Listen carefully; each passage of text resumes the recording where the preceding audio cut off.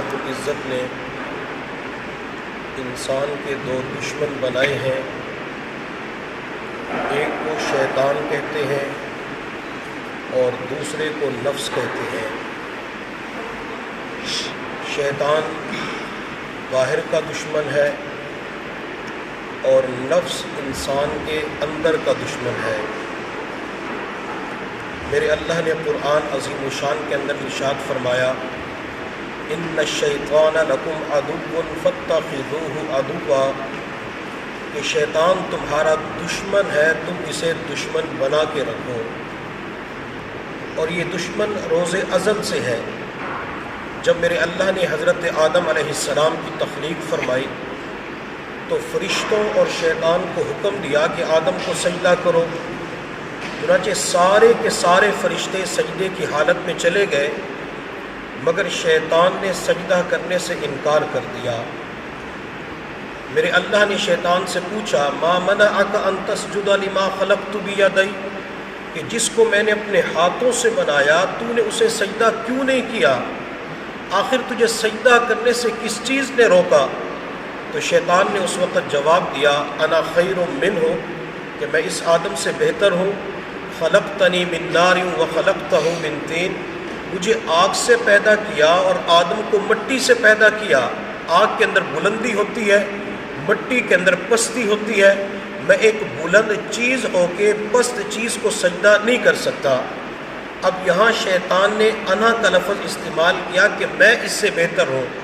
ایک اللہ والے کے بارے میں آتا ہے، جب اللہ والے نے شیطان کی اس کہانی کو پڑھا کہ میں کی وجہ سے شیطان کو راندے درگاہ بنا دیا گیا، تو اللہ والے نے پکا ارادہ کر لیا کہ میں آج کے بعد میں کا لفظ استعمال نہیں کروں گا۔ چنانچہ وہ عاجز فقیر کا لفظ استعمال کیا کرتے تھے۔ کسی پڑھے لکھے نوجوان کو پتہ چلا کہ فلاں علاقے کے اندر، فلاں محلے کے اندر ایک اللہ والے ہیں جو میں کا لفظ استعمال نہیں کرتے، تو اس نوجوان نے کہا کہ میں کا لفظ نکلوانا کون سا مشکل ہے، یہ تو میں لمحوں کے اندر، چٹکی کے اندر نکلوا کے دکھا دوں گا۔ چنانچہ وہ نوجوان اللہ والے کے پاس آیا اور اللہ والے کی خدمت میں حاضر ہو کے عرض کیا کہ حضرت، شیطان کو اللہ تعالیٰ نے اپنے دربار سے کیوں نکالا؟ شیطان قیامت تک کے لیے راندے درگاہ کیوں بنا؟ شیطان کے اوپر قیامت تک کے لیے اللہ کی لعنتیں کیوں برستی رہیں گی؟ اب اس کا جواب یہی بنتا تھا کہ میں کی وجہ سے اللہ نے نکالا، لیکن اللہ والے اس وقت اپنا سر جھکا لیتے ہیں اور تھوڑی دیر کے بعد اذان ہوئی، نماز کا وقت ہوا، تو اللہ والے نے فرمایا کہ بیٹا ابھی نماز پڑھ لیتے ہیں، نماز کے بعد آپ کو جواب دیتا ہوں۔ نماز کے لیے مسجد کے اندر تشریف لائے۔ جب نماز پڑھ کے فارغ ہوئے تو اللہ والے نے مجمع کی طرف دیکھ کے فرمایا کہ تھوڑی دیر پہلے مجھ سے کسی نے سوال کیا تھا۔ وہ نوجوان کھڑا ہو گیا اور کھڑے ہو کے عرض کیا کہ حضرت میں نے سوال کیا تھا۔ اللہ والے نے فرمایا بیٹا اسی کی وجہ سے شیطان کو راندے درگاہ بنا دیا گیا۔ اب وہ آیا تھا اللہ والے کی زبان سے میں نکلوانے کے لیے، لیکن اللہ والے کی زبان سے میں تو نہ نکلوا سکا، البتہ خود مسجد کے اندر وہ بیٹھ کے میں کا اقرار کر رہا تھا۔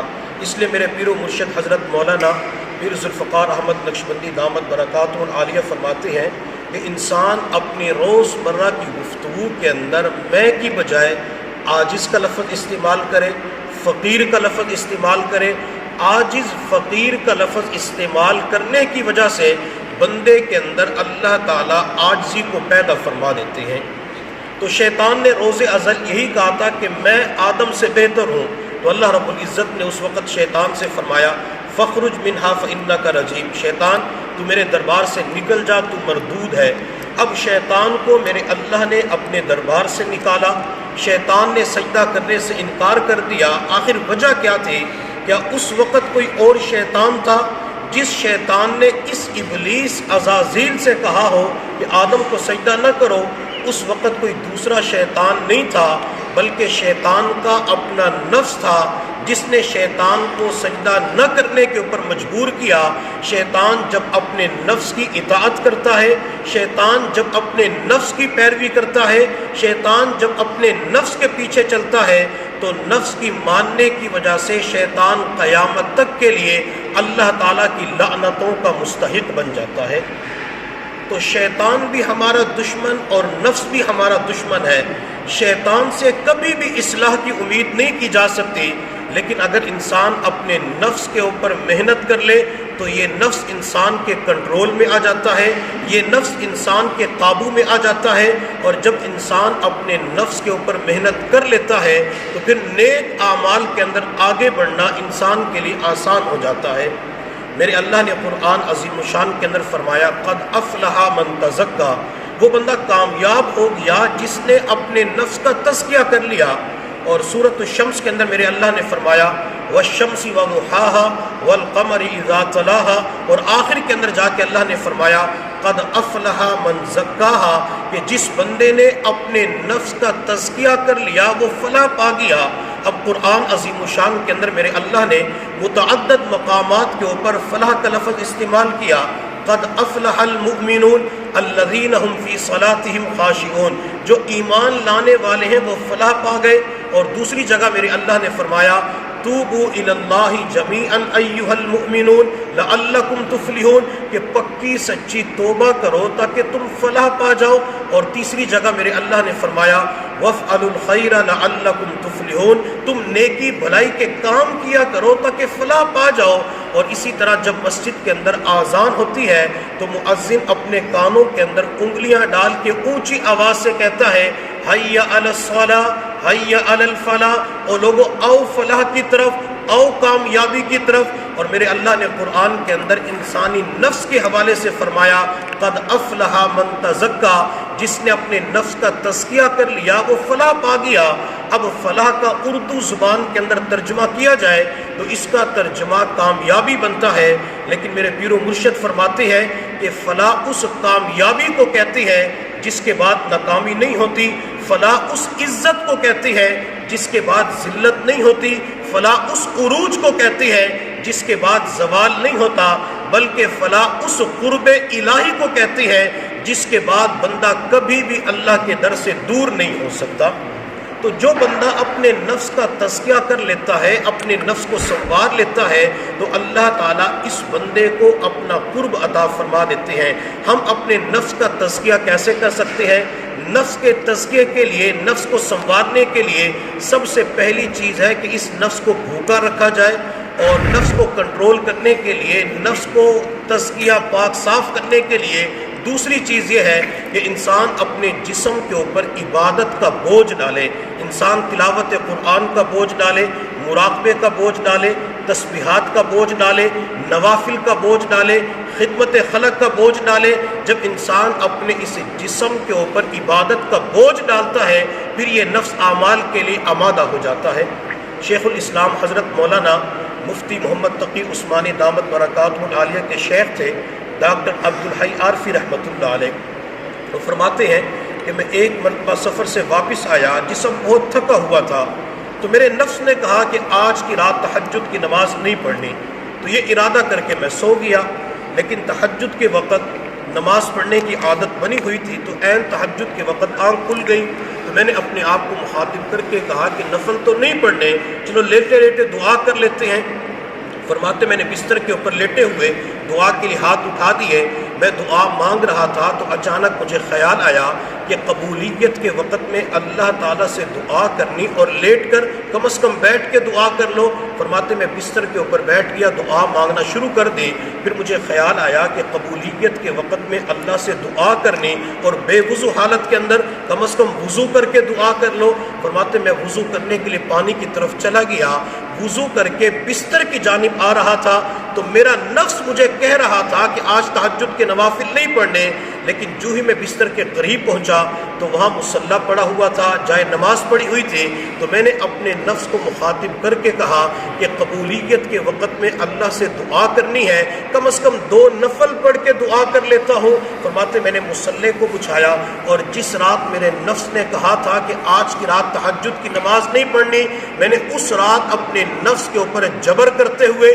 مشقت ڈالتے ہوئے تہجد کی 8 رکعات ادا کر لی۔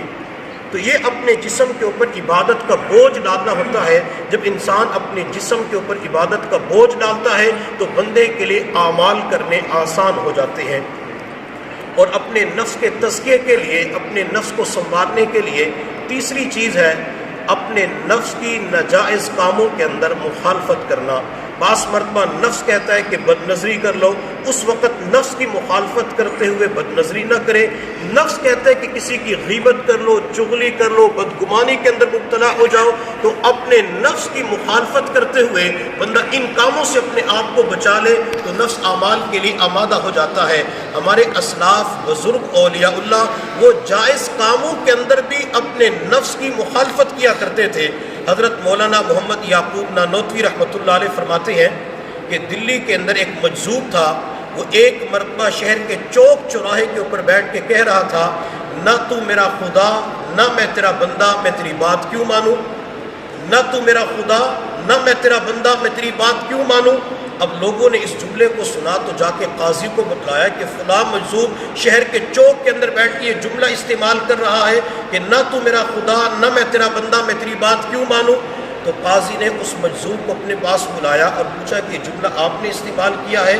تو مجذوب نے کہا جی ہاں میں نے استعمال کیا ہے۔ تو قاضی کہنے لگا آپ تو اسلام سے نکل چکے، اللہ کو نہیں مان رہے۔